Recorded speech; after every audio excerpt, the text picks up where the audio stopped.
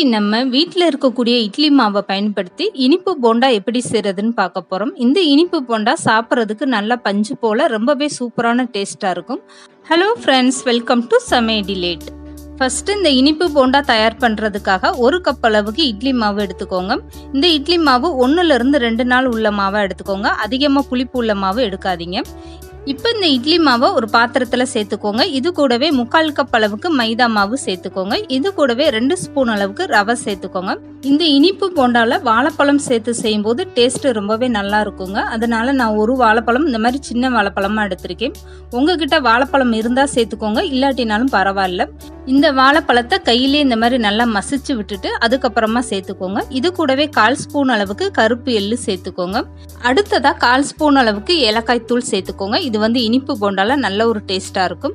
இப்ப எந்த கப்ல மாவு அளந்து எடுத்தீங்களோ அதே கப்ல 3/4 கப் அளவுக்கு சர்க்கரை சேர்த்துக்கோங்க. இது கூட 1/4 ஸ்பூன் அளவுக்கு ஆப்ப சோடா சேர்த்துட்டு ஒரு கரண்டி வச்சு இந்த மாதிரி நல்லா கலக்கி கொடுத்துருங்க. இட்லி மாவுலே தண்ணி இருக்கிறதுனால நீங்க எக்ஸ்ட்ரா தண்ணி எதுவுமே சேர்க்க வேண்டாங்க.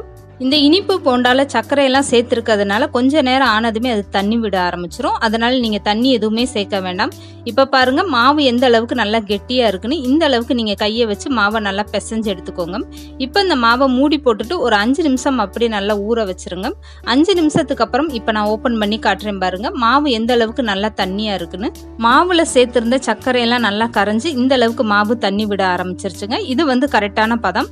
இதுக்கு மேல நீங்க மாவுல தண்ணி எதுவுமே சேர்க்க வேண்டாம். இப்ப இந்த இனிப்பு போண்டா பொரிச்சு எடுக்கிறதுக்காக எண்ணெய் நல்லா சூடா இருக்கு. சூடான எண்ணெயில இந்த மாதிரி கொஞ்சம் கொஞ்சமா மாவு எடுத்துட்டு விடுங்க. போண்டா மாவை நீங்க எண்ணெயில சேர்த்ததுமே நல்லா மேலே எலும்பி வர ஆரம்பிச்சிருங்க. இந்த மாதிரி வந்ததுமே நீங்க ஸ்டவ்வை மீடியமா வச்சுட்டு இந்த இனிப்பு போண்டாவை பொரிச்சு எடுத்துக்கோங்க.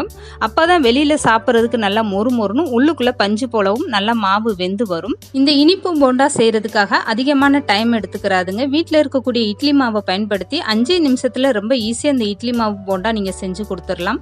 இப்ப இந்த இனிப்பு போண்டா 2 பக்கம் நல்லா செவந்து வந்துருச்சு பாருங்க. இந்த அளவுக்கு நல்லா செவக்க விட்டுட்டு இதுக்கப்புறம் எண்ணெயை வடிச்சு எடுத்துருங்க. இதே மாதிரி மீதம் இருக்க எல்லா மாவுமே பொரிச்சு எடுத்துக்கோங்க. இந்த இட்லி மாவு இனிப்பு போண்டாவை நீங்க ஒரு டப்பால ஸ்டோர் பண்ணி மறுநாள் வரைக்கும் கூட வச்சிருந்து சாப்பிடலாங்க. நல்லா டேஸ்டா இருக்கும். இந்த இட்லி மாவு இனிப்பு போண்டாவோட அளவுன்னு பாத்தீங்கன்னா 1 கப் அளவுக்கு இட்லி மாவு எடுத்துக்கிட்டீங்கன்னா அதே கப்ல 3/4 கப் அளவுக்கு மைதா மாவும் 3/4 கப் அளவுக்கு சர்க்கரையும் அளந்து எடுத்துக்கோங்க. இது கரெக்டான இனிப்பா இருக்கும். வீட்டுல இருக்கக்கூடிய இட்லி மாவை பயன்படுத்தி இந்த மாதிரி பஞ்சு போல ஒரு இனிப்பு போண்டா கண்டிப்பா நீங்களும் ட்ரை பண்ணி பாருங்க. அருமையான டேஸ்டோடு இருக்கும். இந்த வீடியோ பிடிச்சிருந்தா லைக் பண்ணுங்க, ஷேர் பண்ணுங்க, மறக்காம சமையல் டிலேட் சேனலை சப்ஸ்கிரைப் பண்ணுங்க.